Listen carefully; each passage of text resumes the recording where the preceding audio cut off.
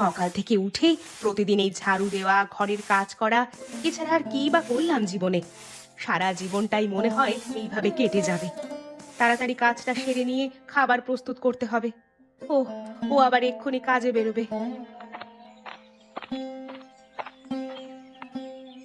মা, তুমি উঠোন ঝাড়ু দিচ্ছ কেন? আমাকে ঝাড়ুটা দাও, আমি বরং উঠোনটা ঝাড়ু দিয়ে দিচ্ছি। না পায়েল, তোকে উঠান ঝাড়ু দিতে হবে না। তুই বরং খাবারটা একটু গরম কর।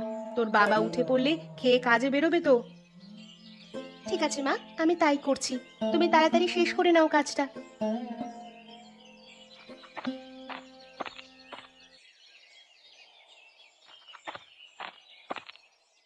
আরে গিন্নি, এই প্রত্যেকদিন উঠে তোমার ঘর সারবার কাজ করতে ভালো লাগে? ভালো না লাগলেও এই কাজগুলোকে করে আর কে দেবে বলো? তুমি তো আর করবে না। আমি যদি ঘরের কাজ সারি তাহলে জমি থেকে যাবে শুনি? তাহলে সকালবেলা তুমি এসব কথা বলতে আসছোই বা কেন? আরে গিন্নি, আমি তো তোমার কষ্টের কথা ভেবে বললাম। আসলে বিয়ের পর থেকে, যবে থেকে তুমি এই সংসারে এসেছো, তারপর তো আর তোমাকে বাইরে কোথাও নিয়ে যাওয়া হয়নি। তুমি সারা দিন এই ঘর সংসার সামলাও, দুটো মেয়েকে মানুষ করে বড় করলে, এসব দেখলে খুব কষ্ট হয়। ও মা, আনন্দ হওয়ার জায়গায় কষ্ট হয় কেন? হ্যাঁ জানো, আমার খুব ইচ্ছে ছিল আমাদের গোটা পরিবার সবাই মিলে একবার পাহাড়ে বেড়াতে যাব, কিন্তু সেই সুযোগ আর হয়ে উঠলো না। অপেক্ষা করো, ঠিক একদিন না একদিন আমরা সেই সুযোগ পাবো। কিন্তু তার আগে বলো তো, আমাদের ছোট মেয়ে কি ঘুম থেকে উঠেছে? না না, এখনো মনে হয় ওঠেনি। ও ছোট মেয়ে, এখন উঠে লাভ কি? না না, ছোট মেয়ে বলে আশকারা দিও না। দেখবে মাথায় উঠে নাচবে। পায়েলকে দেখেছো? ও তো সকালে ঘুম থেকে উঠে তোমার জন্য খাবার তৈরি করতে গেছে। আরে সময়ের সাথে সাথে দোয়েলও ওরকম কাজের হয়ে যাবে, তুমি কোনো চিন্তা করো না। নাও নাও, তুমি তো কাজে বেরোবে। তাহলে এখন আমার সঙ্গে বেশি কথা না বাড়িয়ে তাড়াতাড়ি প্রস্তুত হয়ে নাও। ও হ্যাঁ, বেশ কথা মনে করিয়ে দিয়েছো। আমি তাড়াতাড়ি করে খাবারটা খেয়ে নিই। কই রে পায়েল মা, খাবারটা দিয়ে যা তো। তাড়াতাড়ি মাঠে গিয়ে কাজটা সেরে নিলে মাথা ব্যথা কম থাকে। যত বেলা বাড়তে থাকে আর রোদ গরম গায়ে পড়তে থাকে, ততই জানো তো শরীর ক্লান্ত হয়ে যায়। যাই, গোপালদাকে ডেকে নিয়ে তাড়াতাড়ি মাঠের কাজ সেরে নিয়ে বাড়িতে চলে যাই। আরে এই তো রতন, হ্যাঁ, আমি ভাবলাম তোকে ডাকতে যাব। আজকে সকাল করে উঠে পড়েছি। তোমার সাথে রাস্তায় দেখা হয়ে খুব ভালোই হলো। রতন ভাই, কৃষিকাজ তো আমরা করছি, কিন্তু আমার মনে হচ্ছে আমরা ঠিকমতো কৃষক হতে পারিনি। এই কথা কেন বলছো দাদা? তুই একবার ভালো করে ভেবে দেখ না। যদি আমরা কৃষিকাজকেই আমাদের পেশা হিসেবে বেছে নিই, তাহলে তো আমাদের দিন রাত জমিতে পড়ে থাকা উচিত। কিন্তু সেটা কি আমরা করি? তা যা বলেছো দাদা, আমরা আমাদের এক ফসলি জমিতে কাজ করি সুখী। দিনের একটা সময় কাজ করে বাকি সময়টা ঘরেই থাকি আমরা। তাহলে তুই বল, এটা কি উচিত? কিন্তু তাতেও দাদা, আমাদের জমির পরিমাণ তো বেশি নয়। আমরা চাইলেও তো বেশি কিছু চাষাবাদ করতে পারবো না। ওরে মন থেকে চাইলে কত কিছুই না হয় বল। ধর, পরের বার থেকে আমরা জমির একটা অংশে ধান চাষ করলাম, আর বাকি অংশটুকুতে আমরা সবজি চাষ করে বাজারে বিক্রি করবার জন্য প্রস্তুতি নিতে শুরু করলাম। সেটা করলে ভালো হয়। তাহলে আমরা অনেক মাস শুধুমাত্র সবজি বিক্রি করে অনেক টাকা লাভ করতে পারবো। তাতে আমাদের সংসারেও অনেক উন্নতি হবে। আর তাছাড়াও আবহাওয়ার তো কোনো ঠিক নেই, কখন রোদ হয় কখন বৃষ্টি আসে তা বলা যায় না। সেই কারণেই আমাদের অনেক সময় ধানের ক্ষতি হয়ে যায়। ফলে আমরা এত অপেক্ষা করবার পরেও লাভ তেমনভাবে করতে পারি না। একদম সঠিক কথা। কিন্তু আমরা যদি সবজি চাষ করি তাহলে যেমন যেটা মরশুম, তেমনই সেই সবজি চাষ করতে পারবো। তাহলে কি পরের বছর একবার চেষ্টা করে দেখা যায় নাকি? হলে মন্দ হয় না, যতই হোক চেষ্টার কোনো বিকল্প নেই।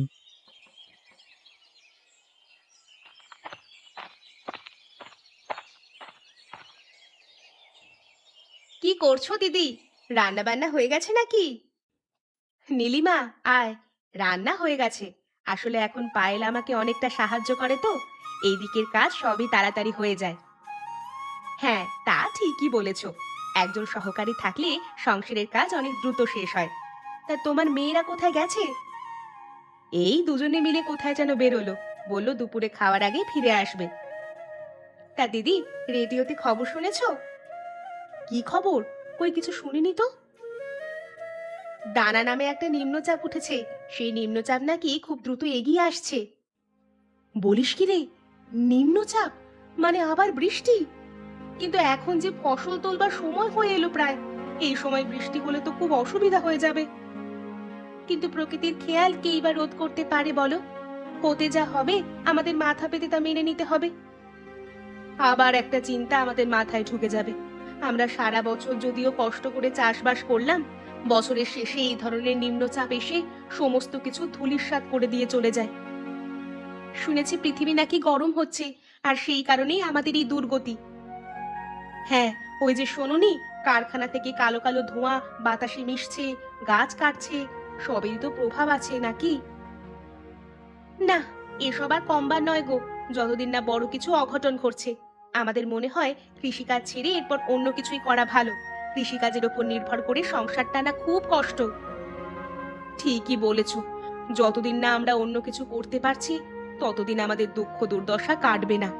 কিন্তু এখন এই নিম্নচাপ হয়ে যদি আবার বন্যা দেখা যায়, তাহলে আমরা বাঁচবো কি করে? দেখ বোন, এই পুকুরটা পানা ফুলে ভর্তি হয়ে কি সুন্দরটাই না লাগছে। তুই পানা ফুল দেখছিস, আমি ভাবছি অন্য কথা। অন্য কথা? কি কথা ভাবছিস? সেটা তোকে বললে তুই এক্ষুনি হাসাহাসি করবি আমাকে নিয়ে, বলবি আমি নাকি এখনো ছোট আছি। আরে বল না, আমি তোকে নিয়ে হাসাহাসি করব না, এই কথা দিচ্ছি। আচ্ছা দিদি, আমাদের গ্রামের পুকুরগুলোতে তো অনেক কচুরিপানা আছে, কিন্তু সেই কচুরিপানাগুলো তো কোনো কিছুই কাজে আসে না। কচুরিপানা আবার কি কাজে আসবে?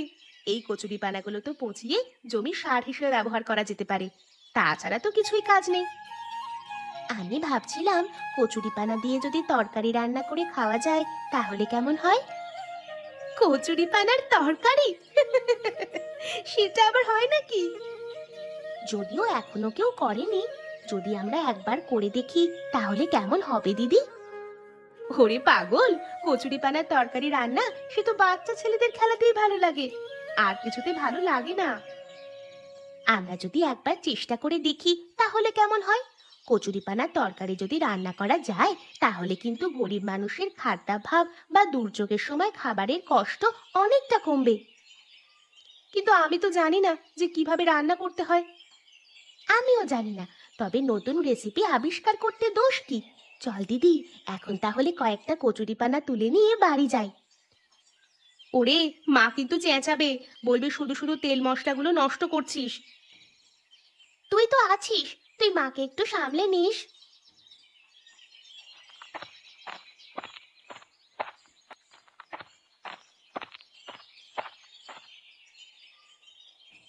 কই পূর্ণিমা কাকিমা, কোথায় গেলে? বলি লুকিয়ে বসে আছো নাকি? বেরিয়ে এসো তাড়াতাড়ি। আরে নগেন ভাই, তুমি এখানে কি করছো? কি করছো মানে? আমার দোকান থেকে এত মাল মশলা যে নিয়ে এলে, বললে ধীরে ধীরে টাকা পরিশোধ করব। এক দুবার টাকা দিয়ে তারপর কি ভুলে গেলে নাকি? হ্যাঁ, বাকি টাকা কবে পরিশোধ করবে? আসলে কি জানো তো, তোমার কাকা তো বাইরের থেকে টাকা পাঠালে তারপর আমি তোমাকে টাকা দিতে পারবো। সেখানে নাকি খুব বন্যা দুর্যোগ চলছে, সেই কারণে কাজ বন্ধ আছে। যতক্ষণ না দুর্যোগ কমছে ততক্ষণ কিছু করা যাবে না। দেখো কাকিমা, ভালো ব্যবস্থায় বলছি, এসব অজুহাত দেখিও না। এখন শীতকাল পড়তে চললো, এখন দুর্যোগ আসবে কোত্থেকে? হ্যাঁ, এসব মিথ্যে বলো না কাকিমা। আমি তোমাদেরকে অনেক বিশ্বাস করে মালপত্র দিই, তুমি যদি আমাদের সেই বিশ্বাস ভঙ্গ করো তাহলে কি হবে? তুমি বিশ্বাস করো নগেন ভাই, আমি একটুও মিথ্যা কথা বলছি না। আমি চাই তোমার ধার তাড়াতাড়ি শোধ করে দিতে, কিন্তু পরিস্থিতির চাপে সেটা করতে পারিনি।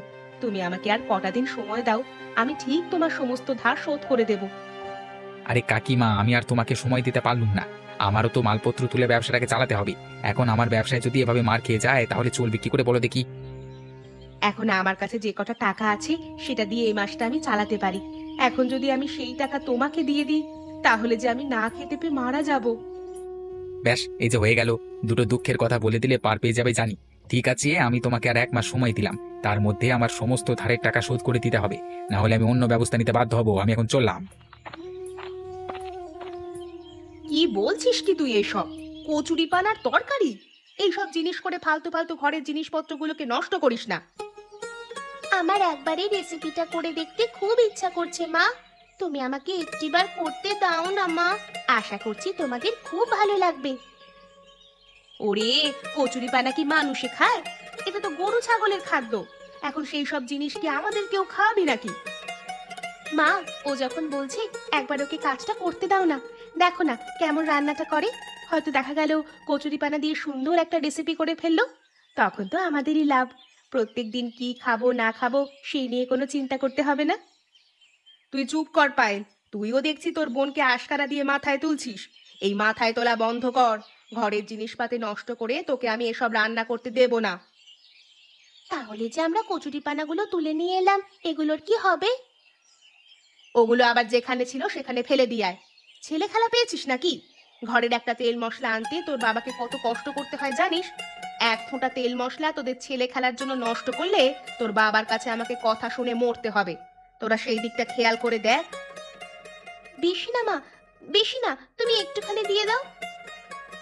পারলাম না রে, আমি এখন চললাম এখান থেকে।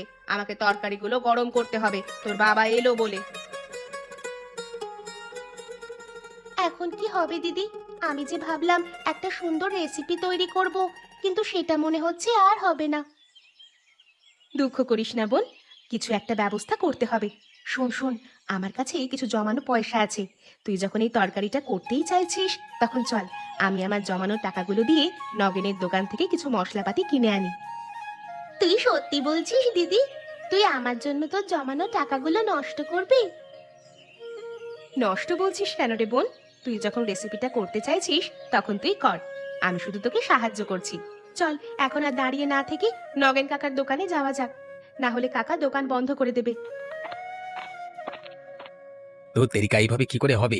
এ যে দেখছি গ্রামের সব মানুষকে ধার দিয়ে প্রায় 10,000 টাকার ধার বাকি হয়ে গেছে। এরকম করে চলতে থাকলে আমার চলবে কি করে? ভালো লাগে না বাবা। না না, আজ থেকে আমার দোকানের সামনে লিখে দিতে হবে এখানে ধার বাকি দেওয়া হয় না। আরে কি ব্যাপার, তোমরা দুই বোনের জুটি কোথায় চললে?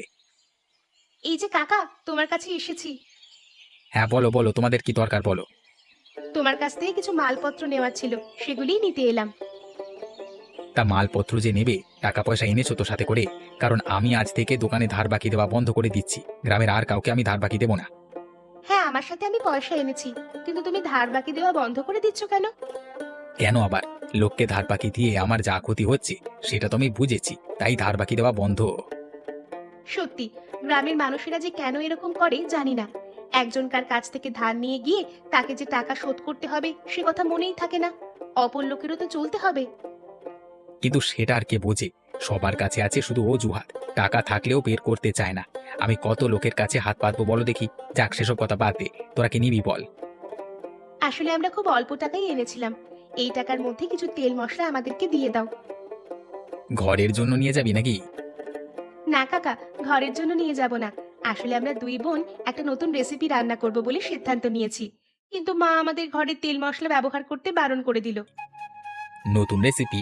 তা নতুন রেসিপি বানাতে তোর মা বারণ করলো কেন? আসলে আমরা একটা অদ্ভুত ধরনের রেসিপি বানাচ্ছি, সেটা মায়ের ঠিক পছন্দ হয়নি, সেই কারণেই আর কি। তা কি রেসিপি বানাতে চাইছিস, আমাকে একটু বলা যাবে?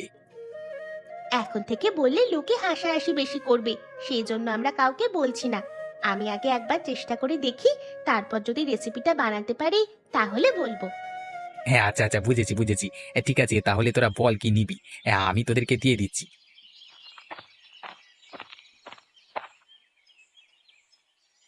গিন্নি আমি চলে এসেছি, কোথায় গেলে তোমরা সব? ও, তুমি চলে এসেছো? তা ভালোই হয়েছে, বেলা যে হয়ে এলো। হ্যাঁ, তোমার রান্না বান্না কি শেষ হয়ে গেছে নাকি এখনো দেরি আছে? সবই হয়ে গেছে, তুমি স্নানটা সেরে এসো, আমি বরং তোমার জন্য খাবার বাড়ি। তা আমার মেয়েরা কোথায় গেল? তাদেরকে তো দেখতে পাচ্ছি না। এই কিছুক্ষণ আগে দুই বোন বাড়িতে এসেছিল, এবার যে কোথায় গেল কে জানে। বললো কি একটা নতুন রেসিপি রান্না করবে, কচুরি পানা দিয়ে কিছু তেল মশলা চাই, কিন্তু আমি সেই তেল মশলা দিতে বারণ করে দেওয়ায় তারা আবার চলে গেল কোথায়। সে কি, ওরা রাগ করে ঘর থেকে চলে যায়নি তো? না না, রাগ করে আবার যাবে কোথায়? দেখো না, কিছুক্ষণ পরেই চলে আসবে।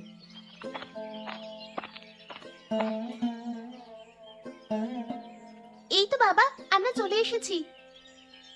কোথায় গিয়েছিলিস তোরা? এই একটু ঘুরতে গিয়েছিলাম এদিক ওদিক করে। তুমি স্নান করেছো? চলো তাড়াতাড়ি করে নাও, আমাদের যে খিদে পেয়ে গেছে। হ্যাঁ রে মা, এই যে যাচ্ছি। তোদের কথা সবই তো শুনলাম, ঠিক আছে, তোরা যখন রেসিপিটা বানাতে চাইছিস তখন আমার ঘরেই না হয় বানা, আমার কোনো অসুবিধা নেই।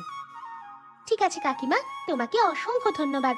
আসলে আমরা ঘরে মাকে জানাতে চাইছি না, লুকিয়ে লুকিয়ে একবার রেসিপিটা তৈরি করে দেখি, তারপর যা হবার হবে। তাহলে আর দেরি করছিস কেন? তোরা তো সব জিনিসপত্র দুপুরবেলাতেই রেখে গেছিস। এখন জলদি করে রান্নাটা শুরু করে দে, তাহলে তো সব দিক থেকেই সুবিধা হয়। চল বোন, যাওয়া যাক। আরে বাহ, তোদের রান্নায় তো খুব সুন্দর গন্ধ বেরিয়েছে রে। আশা করছি রান্নাটা খেতে দারুণ হবে। আমারও সেটাই মনে হচ্ছে কাকিমা। আমরা জীবনে প্রথম কচু পাতা তরকারি খাবো। দেখা যাক বোন কেমন রান্না করে। আমার রান্না প্রস্তুত। তাহলে আমাদের একটু করে দিয়ে দাও, খেয়ে দেখি কেমন রান্নাটা হয়েছে। আরে বাহ, এ তো দারুণ সুন্দর হয়েছে রে রেসিপিটা। কচুরিপানার তরকারি খাচ্ছি নাকি মাংসের ঝোল খাচ্ছি সেটাই তো বোঝা যাচ্ছে না। কাকিমা ঠিকই বলেছে রে বোন, তোর এই রেসিপিটা খুব সুন্দর হয়েছে, এর কোনো তুলনা নেই। এত সুন্দর রেসিপি আমরা আগে কোনোদিন খাইনি। দোয়েল, তুই যদি চাস তাহলে গ্রামে কিন্তু একটা কচুরিপানার তরকারির হোটেল খুলতে পারিস। দেখবি গ্রামের মানুষরা স্বল্প দামে এই রেসিপিটা খেয়ে মাংস খেতে ভুলে যাবে। না না কাকিমা, সেই ইচ্ছা আমার নেই। আমি তো প্রথম রেসিপিটা বানালাম। যদি কখনো দুর্যোগের সময় আসে বা কখনো খেতে না পাই, তাহলে তখন এই রেসিপিটা বানিয়ে খাওয়া যেতে পারে। তুই ঠিকই বলেছিস, হাতের কাছে কচুরিপানা তো অনেক আছে, অতএব কোনো অসুবিধা হবেই না।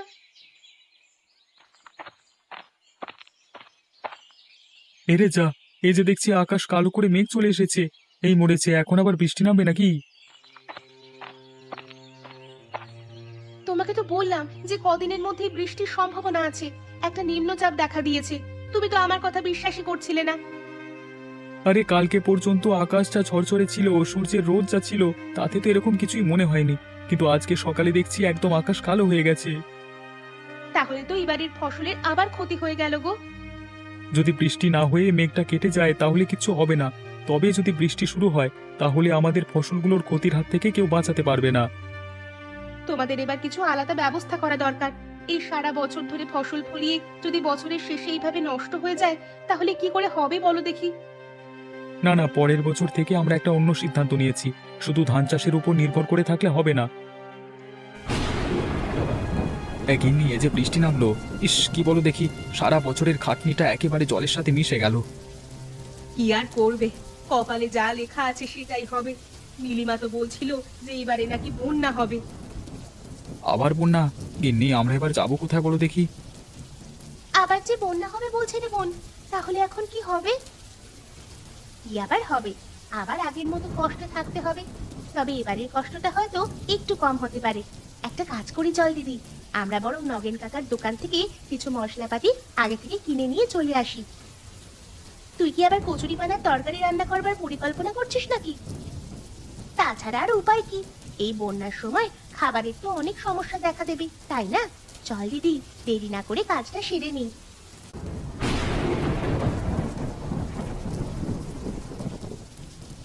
তোরা এত কি রান্না করছিস দুই বোন মিলে? এত সুন্দর গন্ধ উঠেছে। সেটা একটু পরে বুঝতে পারবে, একটু অপেক্ষা করো। আরে বাহ, তোরা এখন এই মাংসের তরকারি রান্না করে ফেললি? না বাবা, এটা মাংসের তরকারি নয়, এটা হলো কচুরিপানার তরকারি। কি বলছিস কি? এত সুন্দর তরকারিও কি হতে পারে? এই রেসিপিটা রান্না করেছে তোমার ছোট মেয়ে দোয়েল, যে রান্নাটা করতে মা প্রথমে বারণ করেছিল। বাহ, সত্যি তোদের দুই বোনের কচুরিপানার তরকারি এই বন্যার দিনে খেতে খুবই সুন্দর লাগছে। গিন্নি শোনো, তুমি ওদেরকে আর কোনো রান্না বান্না করতে বারণ করবে না বলে দিলাম।